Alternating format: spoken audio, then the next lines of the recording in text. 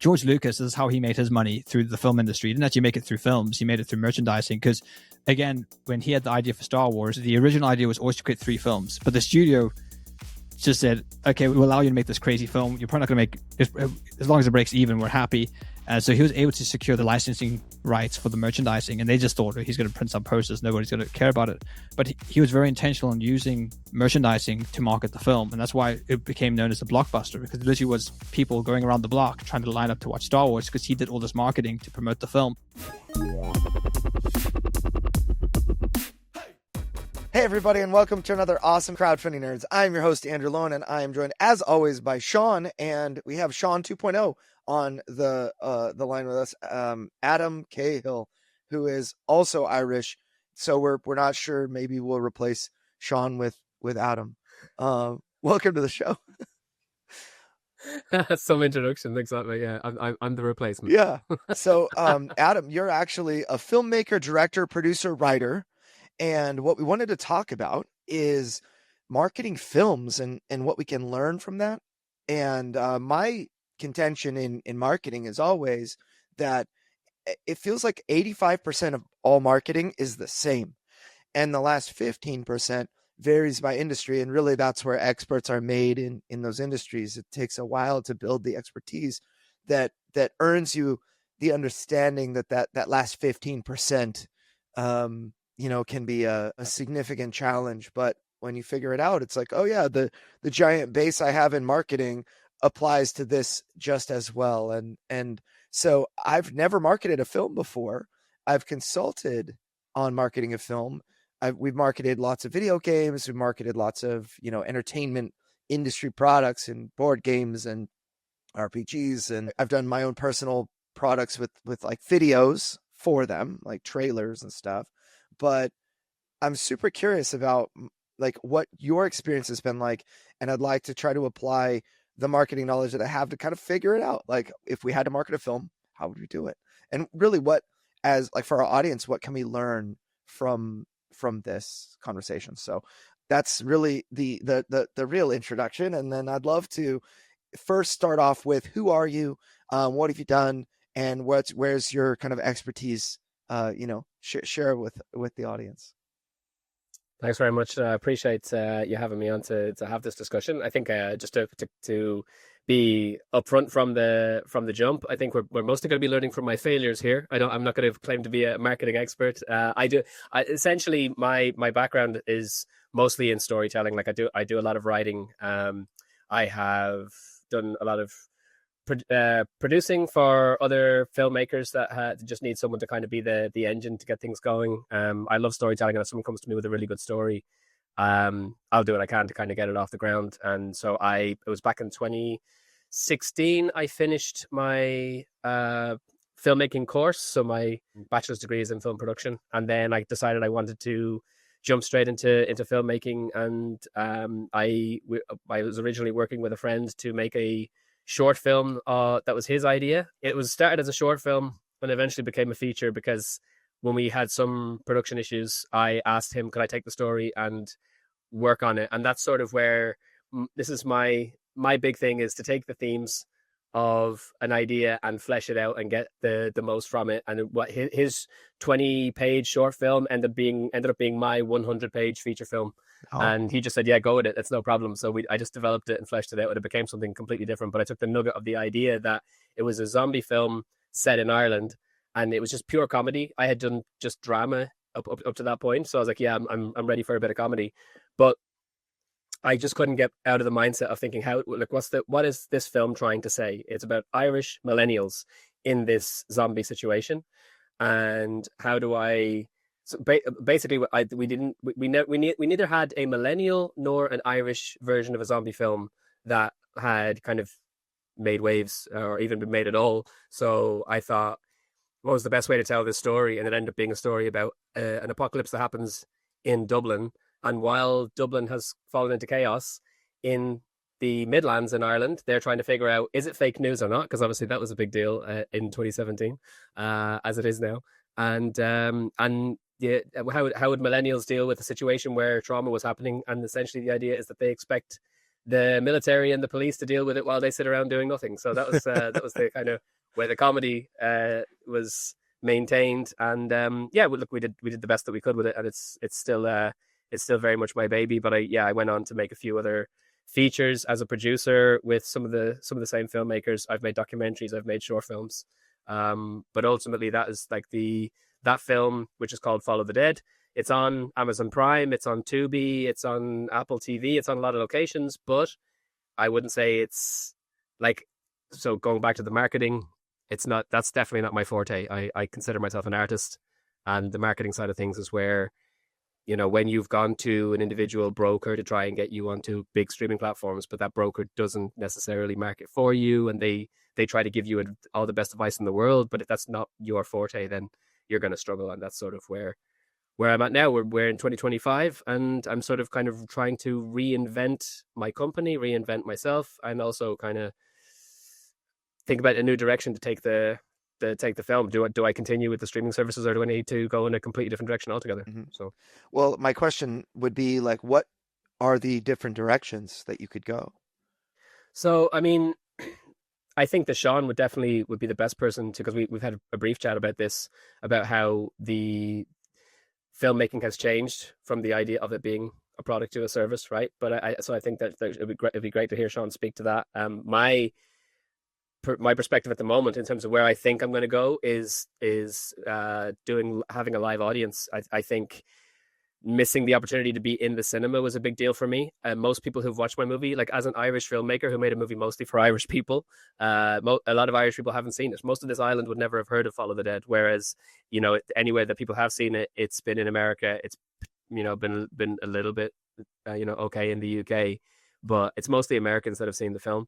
I would love for Irish people to see it and to take it on the road to do what a lot of my friends are comedians, and so they take their, they develop a show, they take it on the road, and they make more money in one show than I've probably made, from streaming services with Follow the Dead in 10 years. Like, you know what I mean? In one show, they've made more than I've made with my movie in 10 years.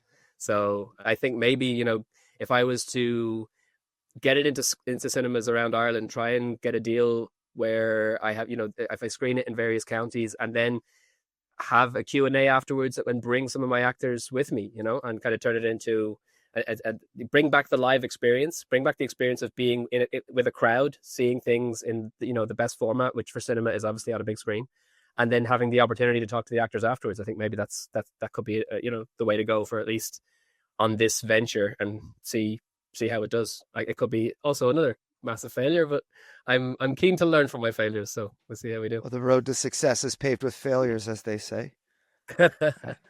Yeah, I suppose entrepreneurs, they never fail, they just learn. So there's always an element of just pivoting and adjusting. And I think you're perfectly right. The film industry has transformed itself quite severely. And I think this has kind of coincided with the technological developments, because film and technology, they kind of play off each other. And I suppose the ability for anyone really now to be able to create video media. And so there's something that we talk about with the board games industry. When you're developing your game, you're actually competing against all other forms of media. Like, why would someone sit down and play your game when they can watch a film, when they can play a video game, when they can read a book, when they can listen to a podcast? There's just so much media that people can sort of distract themselves with now, that you're sort of fighting against all of that as well. So unfortunately, I think with the film industry, they're so expensive to produce. And then you have some guy in his basement on YouTube who just is able to like suck all the kind of attention on the internet, just with his webcam and his microphone. It makes it very difficult to make films stand out or make them profitable. So there's a lot that's going against the film industry. And I even think this is why we're seeing the cinema at large kind of struggling and failing because of this technological development. In fact, last time I went to the cinema, they were pushing subscriptions. When I went to like the cinema, the ads that they run before you sit down and watch the film, the cinema itself was advertising a membership. You could pay monthly and then you get special discounts. So like even they are moving towards this kind of service subscription model. Which once before it was just like you went and bought the film, you watched, went home. Now they're also trying to push subscriptions. So I think it's changed how people view cinema and view film. I think the kind of purchasing decisions behind those things are very different. I can't remember the last time I personally bought a film. I think the only time I was doing like animation films for my kids to play on like portable DVD players for like the car or something. So that's the only time I really bought a film. And I think a lot of people are probably in that camp where their ability to engage with the film industry has changed significantly, which makes it very difficult for someone in your shoes, Adam, where you're independent, you're trying to make this profitable, you're trying to compete against all the kind of massive corporations with their massive film budgets, and then all the kind of YouTubers with their streaming service essentially. And I suppose even I know we talked about in the past, like how I kind of was recommending pushing you towards documentaries, because I think people will watch or even pay for a documentary on a very specific topic. But even at that, a lot of the YouTube space technically covers the documentary. If you think of like this, all the political commentators, they're technically documenters, right? They're gathering information, they're trying to persuade, they're documenting, they're doing basically everything a documentary does, except they're doing it with less artistic flair. But essentially it's kind of scratching the same itch that a documentary does. So even that I think would be quite challenging. So I think there's some unique challenges with the film industry, and I think it's worth having a discussion about that, because I think there's lots of different avenues you could go down, and I do think that at the end of the day it's going to be a matter of trying to see what works. But I actually do like this idea of doing things live, because I think that there's novelty in that. Like so much stuff is done online now, so if you can bring it to the kind of physical space, and because your film is so uniquely themed in that it is very specific to Ireland, and it also has zombies, it's quite a very kind of neat concentric circle. I actually find things like maybe like gaming conventions in Ireland might be a good place to showcase this, because it has that zombie theme. So you could go to like Comic-Con and you could have like a screening there, people buy tickets to see the film, then afterwards there's a Q&A or something like that, and that way you're kind of tapping into the zombie the zombie crowd, but also the Dublin crowd, because it would be like in Dublin or somewhat familiar with kind of Irish colloquialisms and things. So yeah, a lot to uncover there, but I certainly sympathize with your struggles in trying to market a film in 2025, 2026. It's curious. Yeah. I thought about, something that you guys were saying in regard to the way that it used to be, is that, like if you saw Lord of the Rings, it was probably in the theater, right? And or any of the major releases, they always have huge blockbuster releases around Christmas time. I want to say every Lord of the Rings, every Harry Potter, and, of course, like the Hobbits and Divergent and Avatar and all of these that I can think of are released usually one of two times, either the summer or Christmas. And I don't know. I want to say the day after Christmas, or maybe it's Christmas Day. One of those two is it, am I correct in saying that is like the biggest movie day of the year for movie theaters? And it's like, I think typically speaking that the biggest days would still be in the summer, but like Christmas is definitely the second. Like there's a reason why obviously you have your summer blockbusters, and then you have some really, really huge features. Like Avatar is being released, the new one is being released this Christmas, right, as far as I'm aware.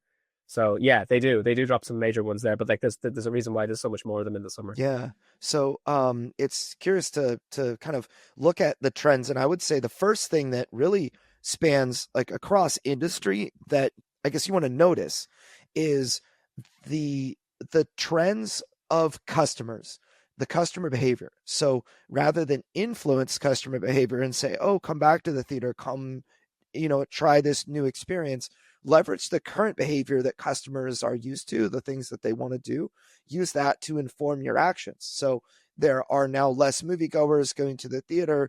Theaters have recognized this because they're charging, for memberships, or they're trying to get people, they're kind of trying to influence people to go to the theater one or two more times in a month, because the popcorn costs $9 for a small, and the soda costs $10 for a 9,000 ounce cup that's refillable. And, I feel like that is what they're trying to do, is movie theaters are trying to hang on to their existing customers, and they're trying to kind of milk what is a very mature industry, and they're just kind of trying to hang on. But what's growing, and what do people want to do? And I think that you guys kind of mentioned, streaming platforms like Amazon Prime and Netflix and Disney Plus and you name it are very popular. And YouTube is like, the rise of YouTube is undeniable, of course. And then TikTok and short form content. But I think that also you have kind of a, on another aspect of this same challenging coin, I guess, you've got high levels of production, like extremely high production value in some films where they spend, Rings of Power spends, hundreds of millions of dollars on a season. And like per episode, I want to say it was like, am I crazy to say it was almost billion for the 750 series, I million think. for the season? Yeah, $1 billion it for was, the series. Yeah, it's crazy. Which and is 1,000 millions, folks. That's how much. Yeah, it And it doesn't look anywhere near as good as the original trilogy, which is so unbelievable. Like it didn't have nearly as much money. It wasn't billions that was spent on the original trilogy, and it looks so much better. You ever see that meme where it's like it shows the picture of the armor that Boromir is wearing, and it's like, this is Gondor in like the lowest point in its history, and then it shows a picture of like Numenor or whatever it is from the Rings of Power, and it's like this is Gondor in the height of its powers, and the armor looks so much worse. It's really, really terrible.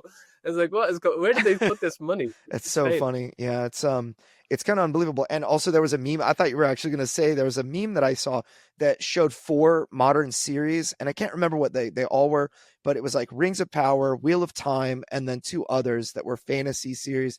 And it was like, find the difference between these 4 pictures. And you couldn't actually tell which show was which. They all kind of looked the same. It's like, oh, there's a generic fantasy archer. Oh, there's a generic fantasy, spellweaver. Mage. And that's when films are made by committee, man. Like when it's literally just the producers making the movies. It's like, oh, that was successful. Let's make that exact same thing again. Yeah.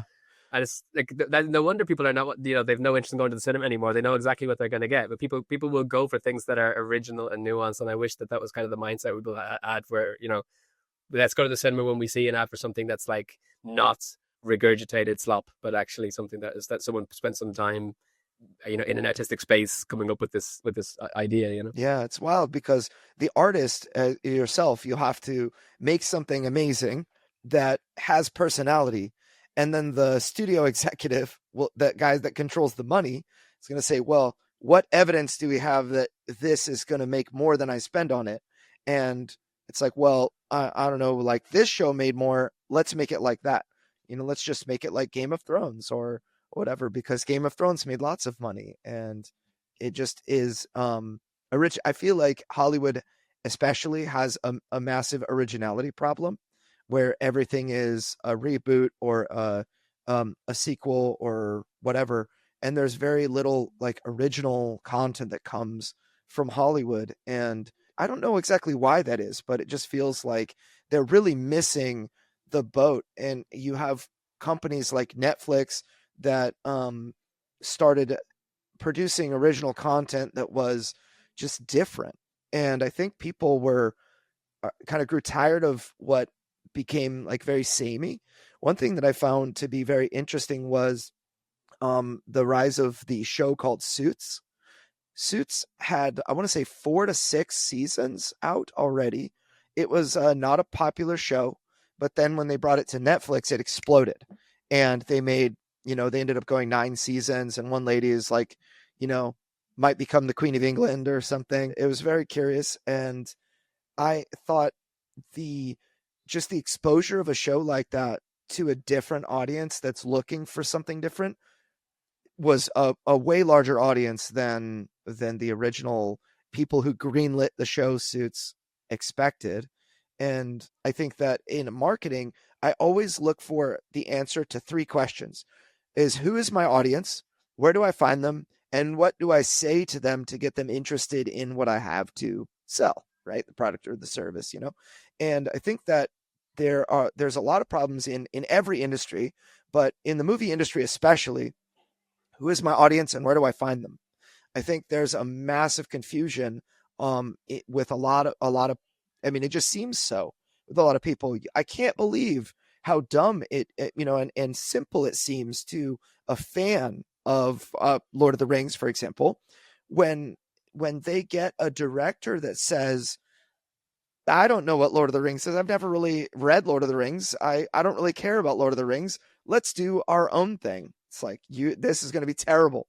It's going to be terrible. And it was terrible. And I can't believe that they didn't see that You know, like, how dare you hire a director that doesn't care for the source material? Don't you understand the fan base for Lord of the Rings is so passionate about the little details?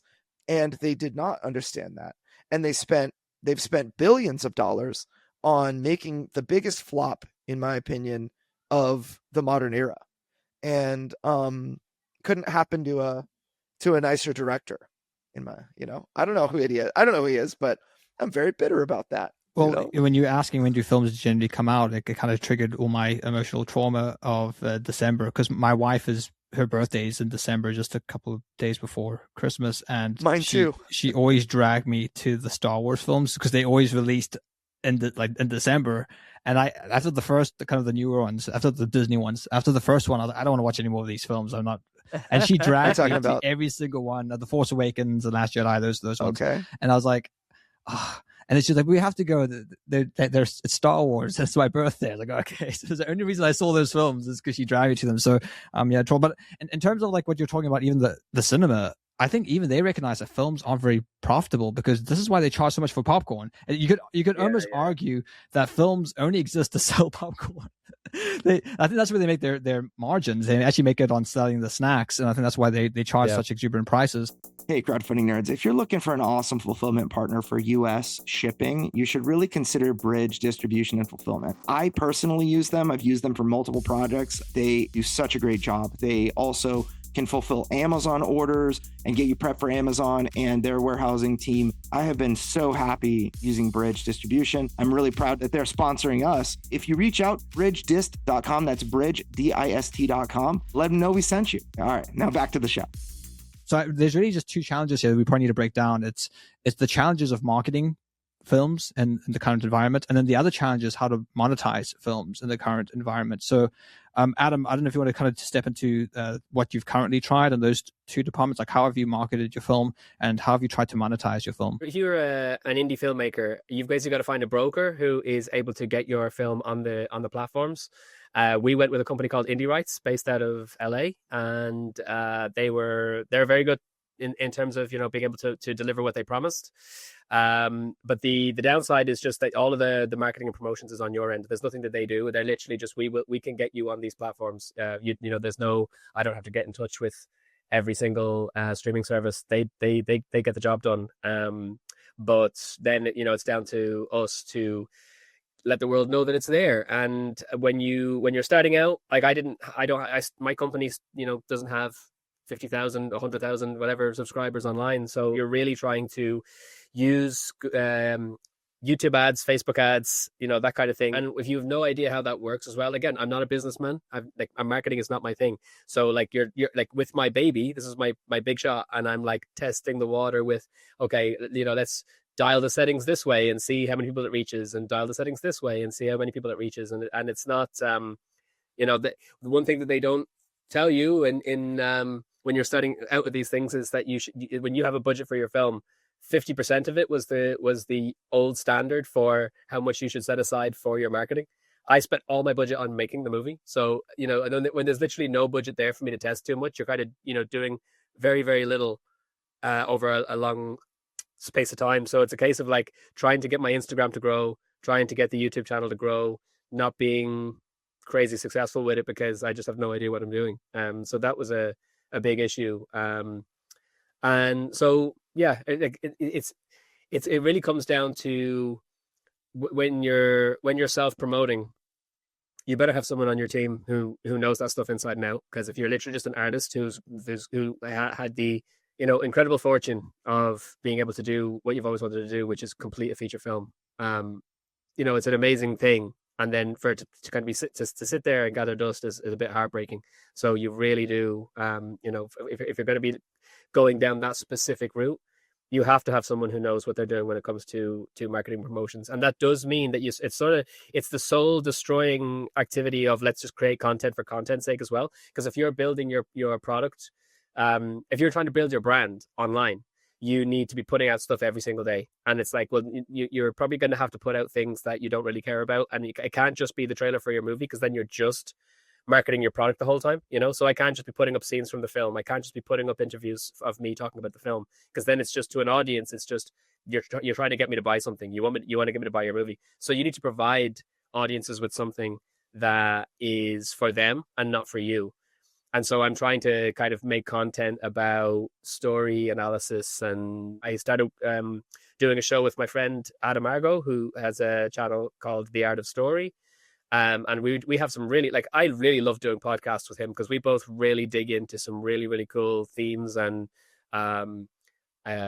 analogies, metaphors that are in various different films. We've done Signs, we've done, which I love, by the way. Signs is like one of the films our family loves Signs. Oh man, I'll send you the link to the podcast. Seriously, Yeah. it was I love doing that episode. We did the Banshees of Inisherin, which is an Irish movie. So we've like really tucked into some stuff, and it's been a lot of fun. But even for that channel, like I've been trying to see how he grows his channel and trying to learn from him. But even with him, like, and he's brilliant. Like his analysis is outstanding, and building the brand over time, it's not easy. And even when you're providing stuff, just really really enjoyable, digestible things for the audience to appreciate. And that's, it's for them, it still takes a long time to build your brand.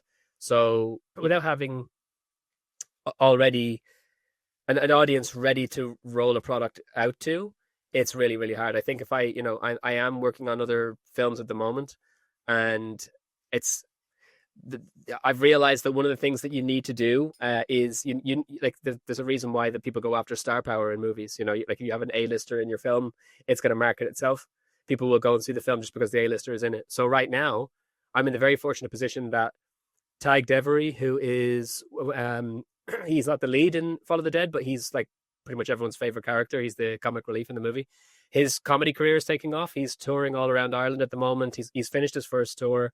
He's been really successful. He's huge on TikTok. Like he makes a lot of really silly Irish countryside videos. Like that just like he's really really loved now. Like if I go out with him to dinner somewhere, I guarantee you someone's going to know who he is and come over and ask for his autograph. So having someone like that in the film helps. So I'm going to be talking with him in the new year about marketing through his social media. And when we do get the film in, hopefully get the film in cinemas around the country, get him to market and say to his audience, come and see the movie. I know you enjoy my live shows and you enjoy my skits. Well, I'm in a feature film. It's funny. Come check it out. So that'll be very helpful. But without the likes of that, you're sort of dead in the water if you don't have the nous to be able to to build a brand very quickly online, because that's just the way that you got to do all your own marketing, and that's just not my thing. And then in terms of the monetization, what's the main way that you can earn income? I suppose it's just people buying the film through like a streaming service of some sort, or do you get like a commission for how many views it gets on Netflix, Amazon Prime, wherever it is? What's the kind of monetization model? Because the one reason why this is really important, because any marketing you do has to justify the monetization model. So if you're putting like $1 or €1, whatever, into your marketing effort, you need to be able to see it in your monetization pop up, and then you can kind of work out, is it worth the advertising? And then you can optimize your kind of advertising system based off that monetization model. So maybe just explain currently, how is the current monetization model around your film and how's it set up? That's the real difficult part with movies as well, is that that all the significant money is spent on the front end, because the marketing is obviously big money, but making a movie is insane amounts of money. So you're making a product before you even know if there's a market there for it. So it's really, really intense. It's a massive gamble.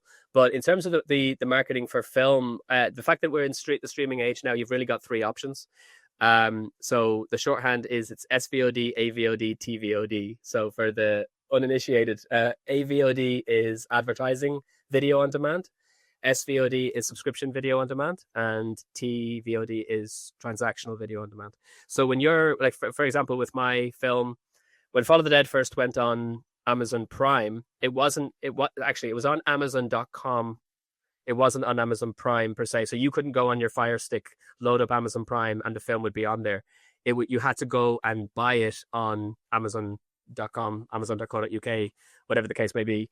And that's transactional. That's TVOD. So you're basically paying a normal price, whether it's like $5, $7, whatever it was going for at the time. And that's it goes up online within, once I sign with my broker, it goes up within like 2 weeks or something like that. And then so that's when you're going to make the most money per transaction, obviously, because people are buying the film outright or renting the film outright, depending on how much they're spending. And you get 80% of whatever they spend. So I mean that's not terrible. If everybody knows about the movie, if it was marketed very well and everyone's going out and they're spending that kind of money on it, I'd be very, very happy right now. Unfortunately, without marketing, the number of people that went out and spent, I'd say would probably, it's in the low hundreds. So that's TVOD. Then you've got your SVOD.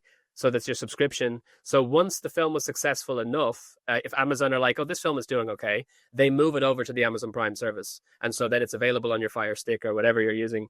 So Fall of the Dead is on there now. It's been on there since 2022, I think. And the problem with that is the return for the amount of people watching it is seriously low. I think the last time I checked, I was probably making like 11 cents per view or something like that. It might have even been a little bit lower.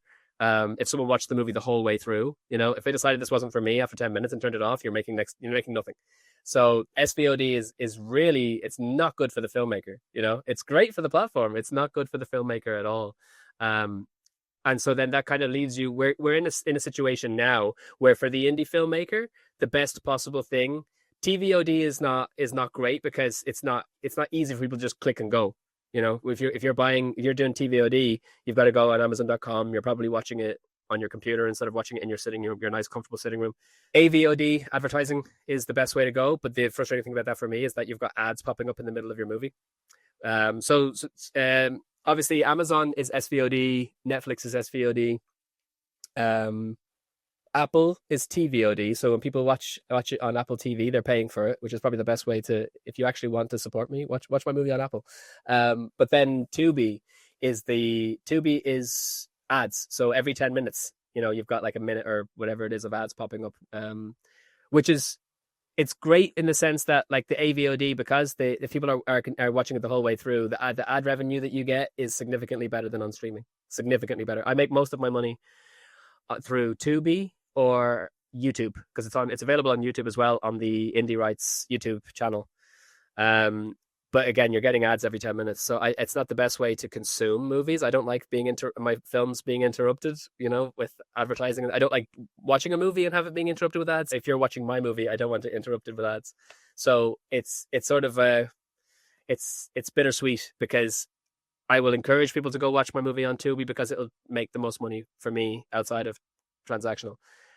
But it's very much not the experience you want your audience to have, But that seems to be the way it's going. Most people now, they're trying to get on Tubi. They're trying to build their own YouTube channels to the degree. Like if I had enough of a following that I could monetize my YouTube channel, the best thing for me to do would just be upload my movie to my YouTube channel, let people watch it on there with ads, and then I would get 100% of the revenue rather than giving 20% of it to my broker, So that's the way it is. There's three different different ways of monetizing with streaming, and advertising is the way everyone is going, because that's, it's everyone makes so much more money through advertising. It's interesting because the major streaming platforms are kind of also moving that direction. And I noticed this most of all with my own kids, where we'll have like the Netflix account or the Disney Plus account or whatever. My kids exhaust like their favorite types of content, and they're like, well, what else can we find? And which is like a battle, a parental battle. You got to make sure they're not watching like, The Walking Dead or whatever. It's like, this looks interesting. My 7-year-old watching The Walking Dead. So, you always want to control and make sure they're watching good stuff. And so they will kind of self-edit, and they find stuff on Freevee and Tubi. Those are like, major places that, they can watch fun shows with ads. And so they're watching like lots of, cooking shows that are kind of whatever, like Gen Z style, how can we make a bowl of spaghetti that is fit for a giant, or things like that. So they love stuff like that. Right. But what I notice is that Netflix and other streaming platforms or Hulu is another one that does this. They all have options that keep the streaming service price low, but include ads. And this is something that I think is, fortunately or unfortunately, they're getting their audience used to watching ads again. So the original, I think, exciting part about Netflix was that you moved away from TV and now you get to watch an entire show without any ads at all for one low price. It was like $5.99 or something, and they moved to $7.99, and everyone went ballistic. This is terrible, you know? And now it's like whatever, between $11.99 to $14.99 for a streaming service, or you could pay $7.99, but you're going to get ads. So depending on, you know, your budget or just how frugal you are, you're going to go with the lower, you know, and you're going to endure ads, and you're going to say, this is dumb, but that's what we used to do. All the, you know, when I watched American Idol with my family back in the day, the only time you used the bathroom was when the ads clicked. You know, it's like, dude, you got 3 minutes or less. You got to use the bathroom, you know, and my sister ran to the closest one. So I had to sprint upstairs and, you know, sprint downstairs and, oh, I want to get a water or whatever. And that's the time that you had. And so I think that it's doable. You know, people are willing to put up with it, and people are actually getting used to seeing ads in their streaming services, which is, I think, a trend that we'll probably continue to see more of. And yeah, so I don't know. It's curious. I think Americans probably find it easier, though, to be honest, because like I noticed I've been traveling to the States since I was, I think, maybe 10 years old, maybe a bit younger. I love going to Florida. I absolutely love me some Florida. I've been to California and I've been to New York as well. When I was going there when I was younger, I noticed that even at that point in time, so on cable TV in Ireland, people wouldn't tolerate advertising that popped up more than like every 15 minutes. Most movies would only be interrupted every 20 minutes to half an hour. So if you're watching, RTE is the main TV channel here, and if you're watching a movie on RTE, it'd be like every 20 minutes or 30 minutes, and you'd get some commercials. When I went to the States, I was so surprised that it was like every 5 minutes. Like literally, you could be watching Friends or something on TV, and every 5 minutes you'd have ads that were also 5 minutes long. And I'm like, what is going on here? Irish people just wouldn't put up with that. So like, I think for Americans, it's probably an easier swallow to have, you know, advertising popping up in your movie. I think for the Irish, we're like this, we have no patience for this. That's funny. Yeah, it's about I want to say it's almost a third of a 30-minute slot is dedicated to advertising.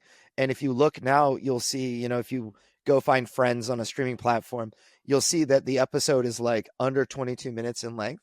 Yeah, for a 30-minute slot. And then if you go look at an hour show, it's actually only like between 40 and 41 minutes in length. It's like there are 20 minutes of commercials. Like, holy cow, that's serious. But yeah, when we had the exact same movies playing here, obviously, and we had Friends playing here too. But what we would do normally is like Friends would only be interrupted halfway through the episode. You'd get like a couple of ads, and then at the top and tail, you would have like a massive period of time where it was just advertising for a good 10 minutes because the episodes were only like, as you said, in a half an hour slot. You've got a 22-minute episode or less. So all our advertising was on the top and tail. It wasn't in the middle of the thing you were trying to enjoy, you know? That's funny. And the way that shows are cut, like if you look at old shows, they you know, and if you watch them on Netflix or whatever, they cut and then to the next scene, and it's like that's where a commercial was supposed to be slotted in, you know? So it's funny. Yeah. That's the way I've been thinking about, like, unfortunately, when it's been going through my mind, if I was to continue down the same avenue of thinking I'm gonna have to make movies that are gonna be watched on streaming and are gonna be interrupted frequently, I'm gonna have to write cliffhangers into my scenes. Pretty much every scene is going to need to end with a cliffhanger so that people are going to want to come back and continue watching if the film is interrupted. Because once the film is interrupted and you lose someone's attention, they then have the option, do I want to continue with this, or will I leave it and just abandon it because I'm not enjoying it enough? So you need to make sure they want to come back. You know what I mean? They're not just going to keep going with it because it's still on the screen. It's not on the screen anymore. Yep. There's been a hiatus. So you need to get them to want to come back. So I'm going to have to write like cliffhangers in like pretty much every scene, which is frustrating. You don't want to do that as an artist, you know. You want to kind of let the story be what the story should be and not think about the audience. Yeah, that's interesting. We just watched The Hobbit, the 3-part trilogy as a family. I finally got all my kids to sit down. They were all super interested. You know, we tried before and they would just, like, half of them were gone after 10 minutes and like they didn't stick around. Finally, I was like, all right, guys, we're watching The Hobbit and not the extended edition yet. You know, we're going to sit down and you're not allowed to leave, you know? And they all got super into it and enjoyed it. And what I noticed was that the arc of the stories were like some significantly long it's like, I don't know, for example, Hobbit Battle of the Five Armies, you had the Mhm. arc of Smaug that was, when he was killed, and then the arc of what's the townsfolk going to do, and then this the end arc of the battle, and each felt like an hour's length to kind of Mhm.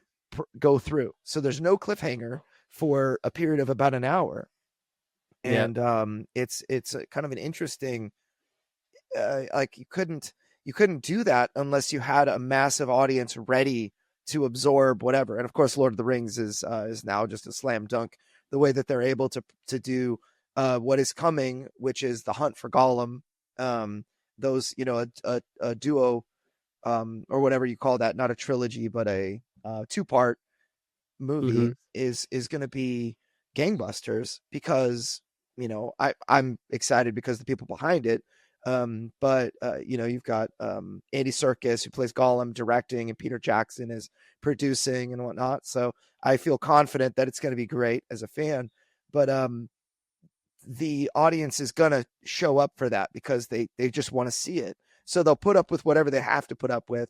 And I think every movie theater is going to be happy because it's I noticed that when movies are very successful, like Mission Impossible, or the latest Tom Cruise Top Gun movie, those types of movies, they do not hit streaming platforms very quickly. You can only see Mhm. them if you go and purchase a ticket in a movie theater.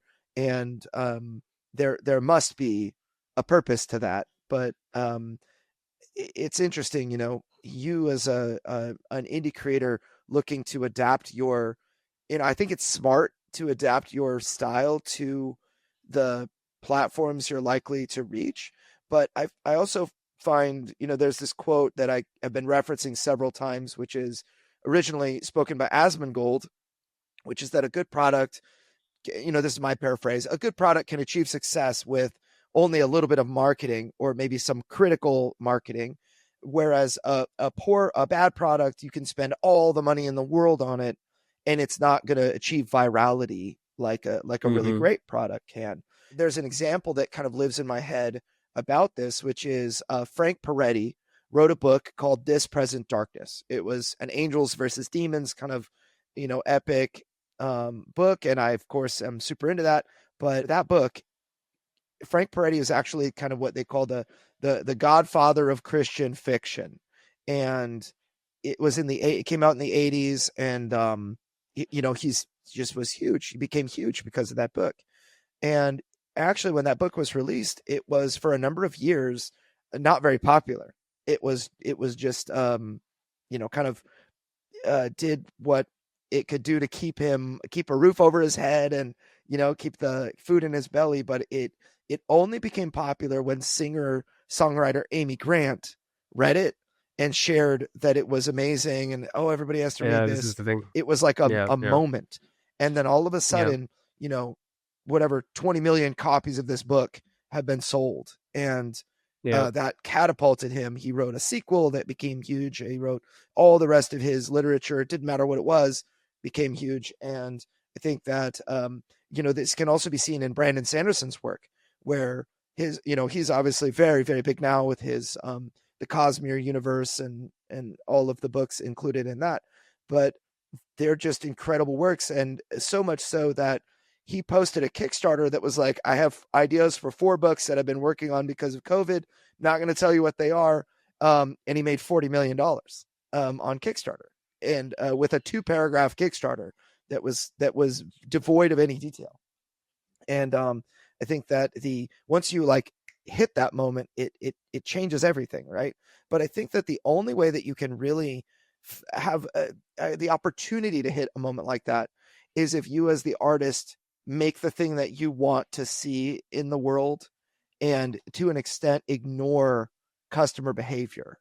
And sometimes you miss, and it's just never going to hit. And then other times you get a Suits or a This Present Darkness that explodes, and after a number of years. It's very possible that your movie could, um when it hits the right audience, it gets the right review, it just launches on fire. Who knows? becomes a cult classic. I think that's a lot of the film cult classics. That's exactly how they came about. Hey folks, this episode is brought to you by Hero Time Manufacturing. That is Hero Time, the numeral 1.com. Hirsch Gleck has been a regular on our podcast. We highly recommend his services. He is a man of integrity. Hero Time, they can make anything. They've got competitive pricing, and they even do game prototypes. So make sure to check out Hero Time, numeral 1.com. A link is in the show notes. And if you use the code Crowdfunding Nerds 101, you can get a 3% discount on your production through them. Let's get back into the episode. In terms of continuing our discussion on how to monetize films, I think it might be worth considering 3 avenues, I think, which would make the most sense in terms of monetizing films, or really anything. And that is crowdfunding, merchandising, and sponsorships. So crowdfunding, I think an example of this would be Angel Studios. This is an independent studio, and they have created huge successes. I know, Adam, you said one thing, a lot of the marketing has to go, and in terms of one of the challenges with films, you got to spend all this money producing a film, which is very costly, and then you're producing it, and you might not have an audience that even wants to watch the thing that you've just spent all your money on. Crowdfunding fixes that, because you cannot even produce a thing, because you're kind of pitching an idea before it's even created, and the audience is then saying, yes, I want to see this exist, and then they're pledging, and then you are fulfilling later. So that it kind of removes that risk. And I think this is what you see in the board game industry, in the tabletop industry. It's this very exact same thing. I've got this game idea, don't know if it's going to be too successful. You put it on Kickstarter. Oh, yeah, I found enough people who actually want this to exist as well. So I do think in terms of filmmaking, because it's so expensive, that probably would be the less risk averse. And then you don't need your own capital, because you're eventually going to basically have your investors, which are the people who are going to enjoy the product in the end. So that's the first one, crowdfunding. We might be able to go into a little bit more of that. But briefly talk about merchandising. I think that's the other area. And I've talked to Adam about this before, but George Lucas, this is how he made his money through the film industry. He didn't actually make it through films. He made it through merchandising, because, again, when he had the idea for Star Wars, he always had the original idea was always to create 3 films. But the studio just said, okay, we'll allow you to make this crazy film. You're probably not going to make it, as long as it breaks even, we're happy. So he was able to secure the merchandise, the licensing rights for the merchandising, and they just thought, he's going to print some posters, nobody's going to care about it. But he was very intentional in using merchandising to market the film, and that's why it became known as the blockbuster, because it literally was people going around the block trying to line up to watch Star Wars, because he did all this marketing to promote the film. And then the thing is, that becomes a brand that you can then continue to monetize after the film, and it kind of like advertises the film, but then it's also selling products in which you're making money from. So I think, George Lucas became a billionaire by selling little Luke Skywalker action figures and Millennium Falcons. He didn't make it through the actual film of Star Wars. In fact, he didn't even own the license to make the films. He actually bought the license once he made so much money through merchandising. So that's the other area of using merch. And then finally, sponsorships. And we see this all the time in films. So I think the classic is like James Bond. He's like running away from the bad guy, being chased by a car, and it's like a very specific car, and it's clear it's advertising the car. Or he's got like a watch that explodes, and it's a very specific watch. So you're advertising these products. It's not a watch; it's a Rolex. Yeah, that shoots lasers. So there's other ways of marketing, advertising within the film itself. So this could be a billboard in the background of your film. It could be someone drinking a drink in the film. But these are ways of sort of advertising in the film, which Adam, that kind of cuts out the problem you have, where it interrupts the narrative and it's jarring. I think as long as you do that subtly, and it's kind of more in the background rather than a very obvious camera tilt to the product, and this is very clearly an ad, it takes you out of the world, then I think that's probably the best way of advertising within films itself. I think it's through product placement. Yeah, no, you make a really, really good point. I think it's a very good segue into my new promotional deal with Stonewall non-alcoholic cider. If you would like to enjoy some delicious apple-based beverages, but don't want to engage in drinking any alcohol, you might be a driver out there, and it's not a good idea if you drink and drive. Then maybe Stonewall non-alcoholic cider. Where can I buy such cider? Only in Ireland. As I've just demonstrated, I am certainly not the best person to do any kind of sponsorships. So I think the thing about what you're hitting on, Sean, is absolutely perfect. In a world where you have a concept, like as an artist, you can't really, it's very difficult to make a decision. I'm going to make a piece of art based on the market. That's not really how good art works. You've really got to make something and hope the market is there. So with the crowdfunding, let's go with Angel Studios. It's a perfect example, because I actually have had, like, I have a relationship with Angel Studios where we have discussed various projects that I have, where, like, stories that I've written, things that I've shot proof of concepts for, and we ran one of them past the guild. So the way, for anyone who doesn't know, the way Angel Studios works is that the guild are the people who are paying a subscription to be the people who decide whether or not the movies get made or not. And then, so they basically become your judges. But the thing with that model, Angel Studios is the best model for sure, or the most. It's been the most successful. When you look at the likes of The Chosen, like, that's just absolutely phenomenal. The degree to which that they've been successful, but they are very, very niche in terms of their specifications for the kind of content that they will make. So when I present to them, oh, I have a sequel to a zombie movie, and then they're like, that is not going to go down with our audience. Is it a Christian zombie movie? This is the thing, and, like, as far as I'm concerned, everything I make is Christian because I am a Christian. Do you know what I mean? Like, I don't have an issue with making horrors as long as they're not, like, overly grotesque or whatever. And for the audience, Angel Studios is like a specifically Christian platform. They make that's like their billing, and that's why you said the audience is limited. That's why I made a joke about that. and no, for sure. And then there are Christians, different Christians will have different interpretations of what is and isn't okay to depict in their art, which is fine. I don't, I'm not ragging on anybody for that, but it just meant that, like, anything that I was pitching them wasn't going to be to their audience's taste. Who were going to be like, this better be super clean. Even my kind of sense of humor probably wouldn't have gone down very well with them. So and then there's also the fact that you have so, like, with Angel Studios in particular, that you have to not only make sure that you're making a movie for that their audience is going to give the green light for, but then you also have to, it's not just a case of going with a pitch. So I could record myself talking really passionately about this story concept and give a treatment and show some art that I made or whatever, some posters, and give a really, like, incredibly impeccable pitch for my movie. That's not going to fly with Angel Studios. Angel Studios need you to film. If you're making a feature film, you've got to provide them with something that's at least 5 minutes long that you've shot. So it's not, you can't do this. You can't do it cheaply. You've got to go out and film something that is amazing. It can't even be just something that's like, you shot in your back garden to give them an idea of your movie.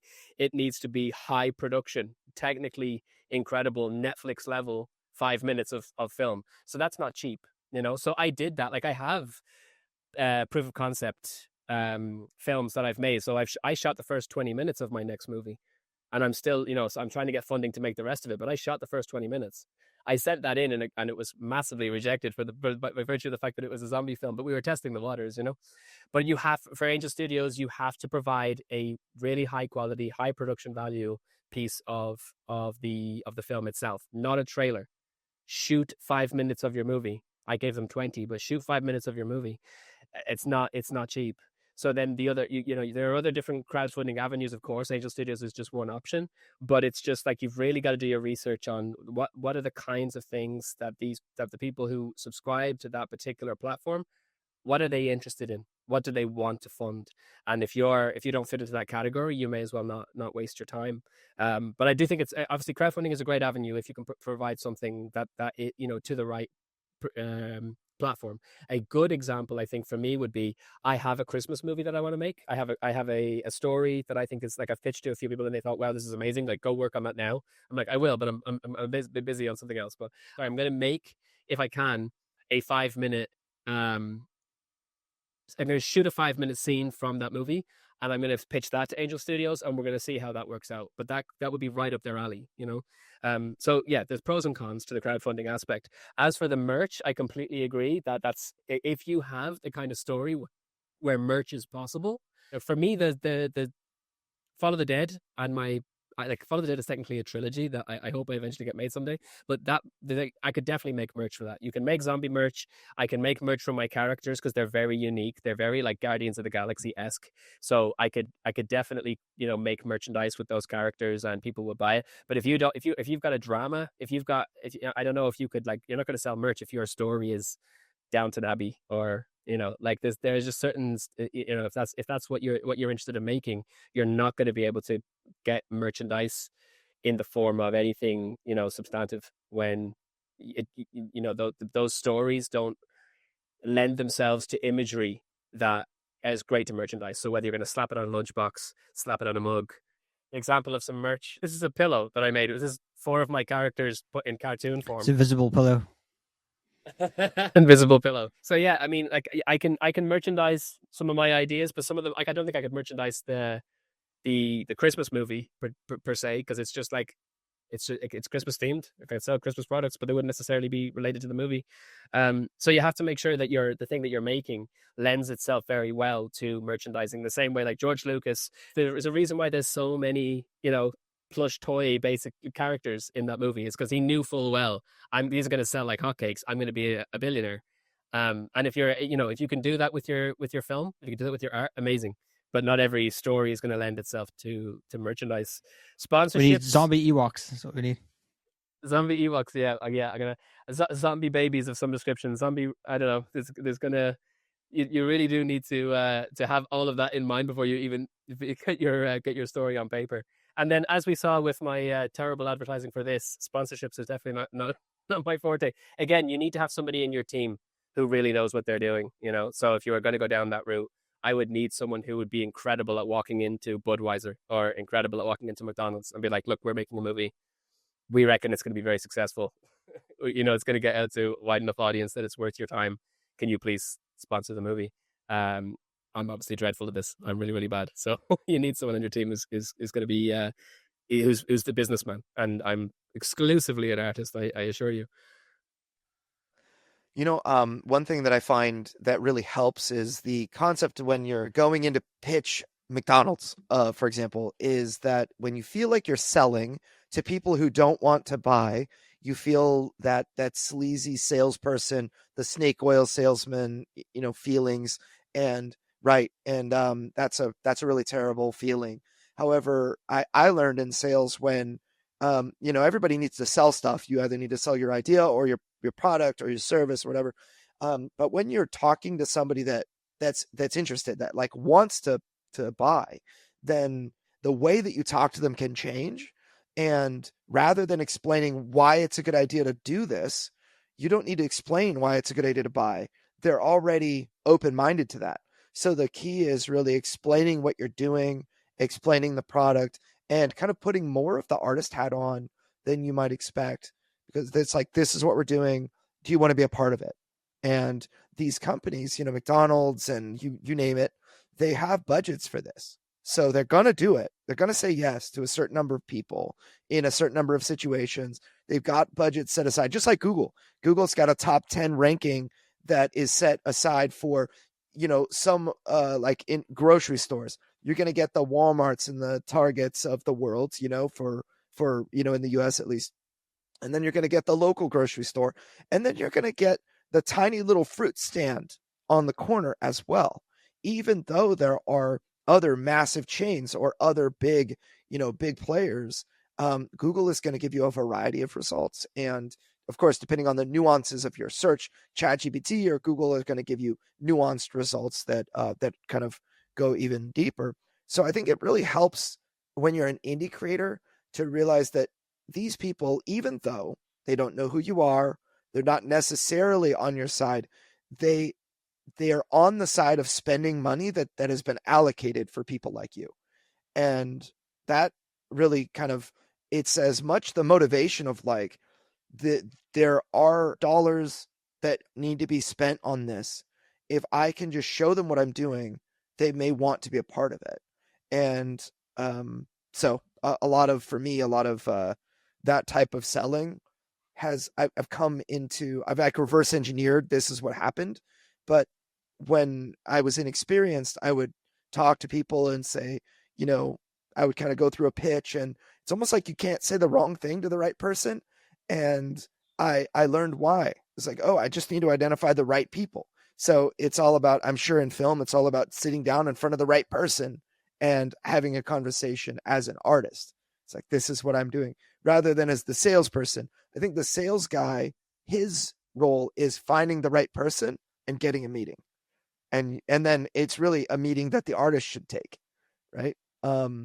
Except you'll probably take pennies on the dollar of what the sales guy can can get you, right? But you got to start somewhere, right? So, and I think in terms of your sponsorships, they don't all have to be big businesses. You could, if you're shooting something even locally, you could find the local restaurant that, just as long as their logo is kind of prominently shown at some place in the scene, then they could say, they could use it on their social media. It's a way for them to advertise their restaurant, and that might not be a massive sponsorship, but it's something. Another thing is like government institutions. Like I know there's the Irish Film Board, I think there's the Tourist Board, so you can pitch certain ideas to them saying this film is going to promote tourism in Ireland because it's about these locations and it showcases these kind of natural beauty, whatever it is. You can there. I know there is funding available for those types of things. I also know in the States, for example, you can't get access to any US military equipment unless it's kind of vetted by the US military. So this is why a lot of films that involve helicopters and tanks and these things are usually quite pro-military. I don't know if you've noticed that. It's because you can't access that equipment unless you kind of get past the US military, I suppose, vetting system. So there are ways in which your films can make money. I suppose you're starting to go more down the rounds of propaganda at that point when you start getting government involved in these things. So they'll have a political agenda of why. Some of it's it's fine, like promoting tourism. I think everyone would be fine promoting tourism in their kind of local area, but there's always strings attached, I suppose, when someone's giving you money, and if a government institution is giving you money, or if it's an investor, or even as you said, a certain audience, they expect certain things from that. Andrew, have you seen too many project crowdfunded on Kickstarter in terms of films? I don't think I've seen too many films that you like fund through Kickstarter. It's not too common. So it happens not typically at like huge blockbuster rates. The biggest one I can think of off the top of my head is like the Rainbow Reading Guy. Raised like at least it was over $1 million. It could have been at several $1 million for a project, and then we took part in a couple of things that were like adjacent. So we did a podcast, which was like a dramatized audio podcast called The Exorcist Files. They ended up needing to raise 200,000. I think they raised a little more than that. I think their goal is 50, and we helped them raise over 200. And so that's like probably one of the closest things we've personally gotten to market that was similar to a film. And then there was a book/video game for the Green Ember series that we helped with that raised like 200,000 and change. But in general, indie like music and films are not huge through Kickstarter. It seems like Kickstarter in many cases is or crowdfunding in general is a way to relieve tension in the market, and I'm not sure that maybe there's another way that movies like that the tension is relieved for an indie creator. How do indie creators make it? It's not typically through crowdfunding. However, as with Angel Studios, people that are listening thinking it's just a fringe thing. I mean, The Chosen has raised well over $100 million crowdfunded by itself, and Angel Studios has, I want to say, a monthly budget of between $15 to $20 million just from the guild members giving a subscription that they pay for content creation. That's not even including the amount that people give for individual projects. So there's a movie that's actually coming out this Christmas called David, which was crowdfunded originally through Angel Studios. They give the ability to like actually back the movie and earn a piece of the profit or the proceeds that come from the movie, and that kind of, so it's more like an equity crowdfunding thing. And then on top of that, they have this subscription membership that they will actually apply to the production of like their winning projects. They've done other movies that have done very well, like I want to say I Can Only Imagine. They did the movie that was like it was with Jim Caviezel being Reese from Person of Interest. He like went down, this movie where he goes down and like saves a child that's being human trafficked in Colombia or something. What is it called? Sound of Freedom. That actually did extremely well in the theaters. And so there are certain movies that are shown there is a larger market for these things, and so crowdfunding can solve that. But I'm curious about like how do indie creators make it in the film industry? I think that there's a degree to which we're in a transition period. Like it's still not very clear how even the major studios are gonna handle things going forward. Is it going to be the case that Hollywood completely collapses? Like that's a lot of people are saying that to me, and people who are actually in the industry. Like I've got an awful lot of friends who are living over in LA that work for the big studios, and they're like, we don't see this.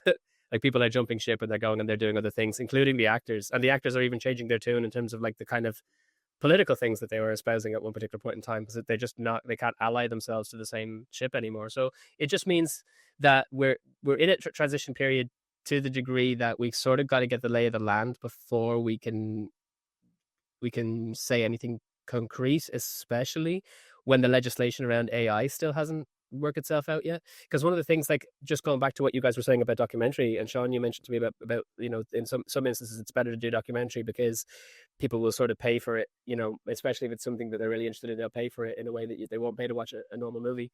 I could make a lot of documentaries using AI. I could come up with some really neat ideas and then, kind of flesh out some stuff. Because as a Christian, I've got a lot of ideas in terms of like how to get a modern secular audience to reconsider their understanding of what Christians really believe about different subjects. And I could sit and I could write those scripts and I could get AI to do some really, really cool images. But I mean, to what degree in the future is the legislation going to come in that using AI to make those films is going to be outlawed because you're using somebody else's images for all intents and purposes. So the AI, the large language models, don't make anything new. They're pulling from other people's art and they're amalgamating and mixing. So it's like, there's ethical things around that. So that kind of puts me in a position of kind of, I'm still waiting to see what happens before I can even make those kinds of documentaries. So it's getting the lay of the land. And I think that.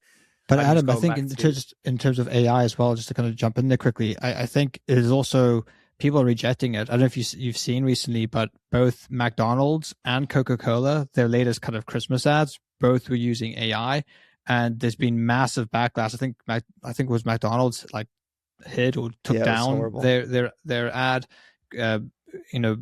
All the comments on the Coke ad are all negative, so people can see that this is AI. These are the biggest corporations in the world, and they're cutting corners with AI, and people don't appreciate it. So I think AI is going to be like artificial flavors. It's like when you buy food, it's like artificially enhanced flavors. It's like people they have to kind of put that on, and then people make the decision whether they want that or not. And then the whole marketing push for a lot of foods is no artificial flavors, right? So I think the marketing push for a lot of art moving forward is going to be no AI. In fact, that's exactly what one of our clients is doing. Tabletone, our whole marketing push is no AI, and it's doing very well. Right. Okay. That's really cool. Well, that's a niche of its own, isn't it? When you're like, you're appealing to the people who find this, ethically questionable. So yeah, I still think like with all of that, it's getting the lay of the land. And I think, going back to the idea of maybe the live stuff, I don't know how I could ever make something on a large budget ever again, doing it this way, because you need the money up front before you go out. And if I'm doing live stuff, I'm pretty much for the moment, I'm confined to Ireland, which is, has a population of just over 5 million people. So your audience is very limited. But for now, I'm focusing on kind of trying to do the live shows, get not just make it about getting the film up and running in a cinema, but the experience of meeting the actors afterwards. The fact that you'll meet the director, meet the actors, especially if it's the kind of thing where I can get people who already have a big audience of their own. So like I said, my friend Ty Devery, he's going to be the main attraction really at these things. You know what I mean? If he's willing to join me and I'm able to give him whatever he wants for his troubles, the audiences will be there just to see him, meet and greet, get photos. If I can then use that as a kind of because like I have an awful lot of networking done at this point in the industry. So if my next project is like, okay, I'll film something with this particular actor and then they're going to be there, go to all the live shows, be there, that's it's, again, I'm not a business guy, so that model could completely fall on its face, but that's what I'm going to try next year. Let's see how it works, see how people are going to show up for it, see if they'll show up to be in the presence of the actors, of the talent that they love so much, and see how that works. But that'll just be for, like, I've already made Follow the Dead, so I may as well see what happens. But when it comes to getting the funding for the next ones, it's still I'll be testing this, that, and everything. Well, very good. Well, then how can people follow you or connect with you if they wanted to do that? Thanks. I appreciate that opportunity. At the moment, you can on all of my social media for the company is Wild Stag Productions. Although I'm going to be changing the name at some point, not too far from now. But Wild Stag Media or Wild Stag Productions on all of the different social media platforms. If you want to follow what I'm doing, and there'll definitely be opportunities to, if anyone is listening from Ireland, which I'm sure they are with Sean involved, anyone who wants to see the movie live and meet some of the people, you'll get a chance to do that next year. And then, yeah, if anyone just wants to watch the movie, it's called Follow the Dead. It's up on Prime, Apple TV, YouTube, and Tubi. So, yeah, check it out if you're in any way interested in an Irish silly zombie apocalypse movie. I like it. Well, thank you so much for joining us, Adam. Adam Cahill, ladies and gentlemen. If you guys are listening to this and you have not yet liked or subscribed, or leave a comment on our any platform platform you're listening, please do that. We will see you guys in the next episode. Tabletone is a phenomenal app. I use it every time I play tabletop role-playing games with my family. It greatly enhances the immersive experience. In fact, it's night and day using it and not using it. It can also be used for board games or any card game. It's great background music. It's made by a company based in Austria who have their own studio, who have developed their own software specifically to cater to your specific needs within the different game settings. So you can control intensity, there's different background noises. You can get it for free, and there's also a trial that you can run for 2 weeks that will give you full access to their entire catalog of sounds and audio. Definitely check it out.